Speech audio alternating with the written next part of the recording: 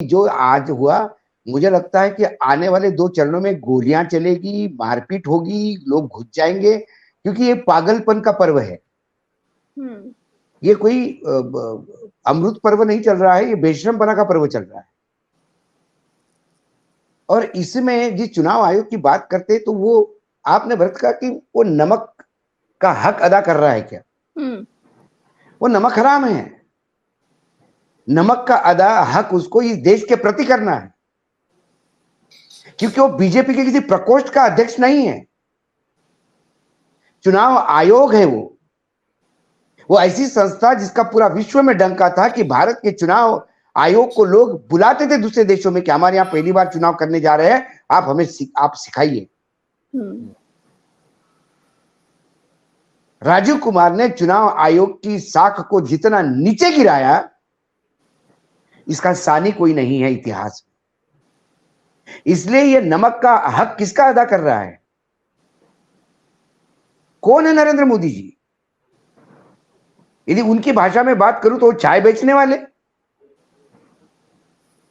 चुनाव आयोग की प्रक्रिया ने ही उन्हें देश का प्रधानमंत्री बनाया। तो नरेंद्र मोदी का यदि उनको नमक का हक अदा करना है तो देश के प्रति करना है। चुनाव आयोग का नमक का हक अदा करना है तो देश के प्रति करना है। भाजपा के इलेक्टोरल बॉन्ड से खर्चा नहीं चलता चुनाव आयोग का, मेरे और आपके टैक्स के पैसे से चलता है। इस देश का गरीब जो साइकिल रिक्शा चलाता है वो भी टैक्स देता है। शर्म आनी चाहिए इनको। और सिर्फ किस लिए? एक पद पे बैठने के लिए। और सर सबसे बड़ी बात लालच, वो लड़का पद का लालच आदमी को इतना गिरा सकता है, समाज को भी जवाब देना होगा। आप एक सामाजिक प्राणी होता है इंसान। सर हमने आज यहाँ पैनल पे बैठे हुए सभी पत्रकारों के बारे में मैं इतना गारंटी के साथ कहता हूं कि सब्जी भी लेने जाता है तो सब्जी वाला भी बोलता है कि आप हमारी बात करते हैं भाई साहब। और जो लोग पैरों में घुंघरू बांध के स्टूडियो में नाच रहे हैं न्यूज चैनल के, वो चॉपर से उतरते हैं। यहाँ ट्रेन से उतरने वाले लोगों की इज्जत होती है और वो चॉपर से उतरने वाले लोगों को लोग हूट करते हैं। इससे समझ में आता है कि क्या आपकी इज्जत है समाज में। सर खबरें गायब हैं, इतनी बड़ी बड़ी घटनाएं हुई लेकिन नेशनल मीडिया से खबरें गायब। प्रज्ञा जी, वो खबरें दिखाना 2014 से बंद कर दिया उन्होंने। जैसा सुबह सुबह जब आप तिरुपति बालाजी के वहां जाएंगे तो सुबह सुबह उनके यहाँ भगवान को उठाने के लिए एक प्रार्थना शुरू हो जाती है। वैसे हमारे चैनल सुबह 6 बजे से मोदी चालीसा पढ़ना शुरू कर देते हैं और अंतिम मोदी शयन क्रिया में गए कि नहीं उसकी अंतिम आरती उतार के फिर ये घर जाते हैं। ये तो पुजारी है मोदी जी के। इनको लोकतंत्र से, प्रजातंत्र से, इनको जनता की समस्याओं से कोई लेना देना नहीं है। सर ये 5वां चरण किधर जाता देख रहे हैं आप? 5वां चरण, चौथे चरण, तीसरे चरण, दूसरे चरण, एक चरण के साथ ही जा रहा है। और वो 5वां चरण अपने कब्जे में नहीं आ रहा है, इसलिए ये धांधलेबाजी हो रही है कि जबरदस्ती उंगली पकड़ के कमल पे बिठा जा रहा है। वो महिला कह रही है कि मुझे, मैंने एक देखा वीडियो, महिला कह रही है कि मुझे साइकिल को दबाना था, उन्हें हमारा कमल पे दबा दिया। बताइए हम क्या करें? कुछ लोगों को बोलते हैं आप मतदान नहीं है, कुछ लोगों को बोलता है कि राशन खरीदता है और साइकिल पे देता है। शर्म नहीं आता? राशन जैसे इसके बाप ने दिया है राशन घर चला के। इस देश के किसान ने, एक अकेला इस देश में किसान है जो घाटा खा के भी काम करता है, सालों से घाटा उठा रहा है, अपनी जरूरतें कम कर रहा है, अपनी जमीन बेच रहा है, अपनी प्रॉपर्टी बेच रहा है, अपने बच्चों के एजुकेशन के साथ कॉम्प्रोमाइज कर रहा है, अपने माँ बाप के इलाज के लिए कॉम्प्रोमाइज कर रहा है। लेकिन एक जगह कॉम्प्रोमाइज नहीं कर रहा है कि मैं अनाज उगाना बंद न करूं क्योंकि मुझे मेरा देश पालना है। और ये कल के आ रहे, ये दूसरे की चिता पे रोटी सेकने वाले ये बोलेंगे हम 50-80 करोड़ लोगों को 5 किलो अनाज दे रहे हैं, इनके बाप ने दिया था कभी? मेरे देश का किसान दे रहा है वो। और ये कहते कि तुम अनाज लेते हो और वोट उधर करते हो। मारा एक दलित को। हाँ, पुलिस वाले एक कॉन्स्टिट्यूंसी मुझे बताइए आज उत्तर प्रदेश की एक कॉन्स्टिट्यूंसी होमगार्ड था जी सर। एक कॉन्स्टिट्यूंसी भरत आप चेक करिए, आपका तो यूपी में इतना नेटवर्क है, आज 14 सीटों में आप मुझे एक पोलिंग स्टेशन बताइए जहां गड़बड़ी नहीं हो रही है। एक पोलिंग स्टेशन बताइए, एक पोलिंग स्टेशन बताइए गड़बड़ी नहीं हो रही है। ज्यादा कंप्लेंट करने बोलते मशीन खराब है, कितनी मशीनें खराब है भाई? ये 5वें पेज में क्या खराबी होने का ये हो गया क्या? हर जगह मशीन खराब है, क्यों हो रहा है ऐसा? और उसके बाद बीजेपी वाले कहते हैं कि यूपी की पुलिस विपक्ष की मदद कर रही है। प्रधानमंत्री अपने चरण चाटने वाले पत्रकारों को कहते हैं कि भाई तुम राहुल गांधी को महिमा मंडन करने में लगे हुए हो, गांधी परिवार के पीछे ऑब्लाइज्ड हो। ये अच्छा हताशा अशोक नहीं सर, तो क्या है? वो ओवर कॉन्फिडेंस नहीं है जो हमने देखी। ऐसी न जाने कितनी खबरें होंगी। एटा का वो लड़का जो 17-18 साल का होगा, जो 8-8 बार वोट करके आया है, न जाने ऐसे कितने लड़के होंगे जो इस तरीके से वोट कर करके आ रहे होंगे, फर्जी मतदान कर रहे होंगे, तो उसने वीडियो बना लिया। सवाल 8 लोगों के लिए वोट करना नहीं है जी, उसका कॉन्फिडेंस देखिए सिस्टम में। सही बात है सर। वो वीडियो निकालता है, हाँ, ये उसका कॉन्फिडेंस देखिए। सेल्फी स्टिक लेके भाऊ, सेल्फी स्टिक लेके बना रहा है, सेल्फी स्टिक लेके वीडियो निकाल रहा है, मोबाइल ले जाना अंदर मना है। ये दिखा के वोट कर रहा है और बता रहा है कि तुम्हारे बाप से जो बनता है उखाड़ लो। चुनाव आयोग मेरे साथ है, चुनाव आयोग मोदी जी के दरवाजे पे घूम रहा है घुंघरू बांध के। तुम क्या चीज हो, चिल्लाते रहो आधे घंटा बैठ के किसी प्रोग्राम में, तो अगर कोई मेरा बाल बाका नहीं कर सकता। सरकार बदल गई अगर, तो फिर चुनाव आयोग का क्या होगा? फिर ये जो 3 देखिए अब भरत, 3 अधिकारी मुझे हैं, इसमें जिम्मेदारी क्या नहीं, तय होगी? मेरे से सीनियर लोग भी हैं, मलिक साहब भी हैं, ये सब है। चलो प्रेम कुमार जी तो, प्रेम कुमार अमिताभ तो हम सब एक उम्र के हैं, लेकिन ये 2 तो लोग सीनियर है, इन लोगों को मेरे से ज्यादा यह है। अब ये हो गया है कि इस बीजेपी के 10 साल के कुशासन ने सभी राजनीतिक दलों के लिए रास्ते खोल दिए हैं।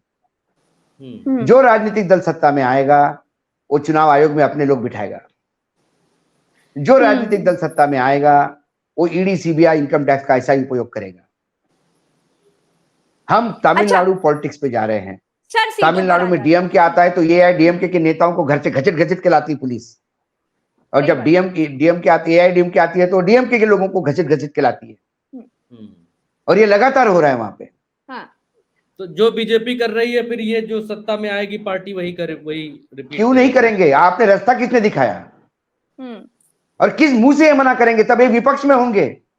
क्या इनमें नैतिक जिम्मेदारी नैतिक कुछ होगा नैतिकता ये बोलने के लिए कि ईडी की रेड कैसी होती है चुनाव के समय? वो बोली कि 10 साल आपने यही तो करवाया, आप ही को तो फॉलो कर रहे हैं महामहिम। सर अभी तो सबसे बड़ा सवाल है कि इतना कुछ होने के बाद भी बीजेपी रहेगी नहीं रहेगी। ये जो कॉन्फिडेंस हम देख रहे हैं, हर जगह अनिल मसीह बैठे हुए हैं, हर शाख पे अनिल मसीह बैठे हैं, बात राकेश पाठक सर ने कही। तो क्या आपको क्या लग रहा है बीजेपी का? नहीं, इस पे देखिए सर्वोच्च न्यायालय ने वोटिंग परसेंटेज बढ़ने का कॉग्निजेंस लिया है। मैं वाकई वहां पे बहुत सीरियस, एक मेरी एक आखिरी आशा वहां है, क्योंकि मुझे लगता है कि ये जो वोटिंग परसेंटेज बढ़ने का जो ये है वो इतना बड़ा गैप हो गया है कि महाराष्ट्र में एक चंद्रपुर कॉन्स्टिट्यूंसी है जहां कांग्रेस का एक ही पिछले बार सांसद बना था, उस कॉन्स्टिट्यूंसी से उनकी डेथ हो गई, बाळू धानोरकर की, उनकी पत्नी को टिकट दिया गया इस बार। वहां 10% का गैप है।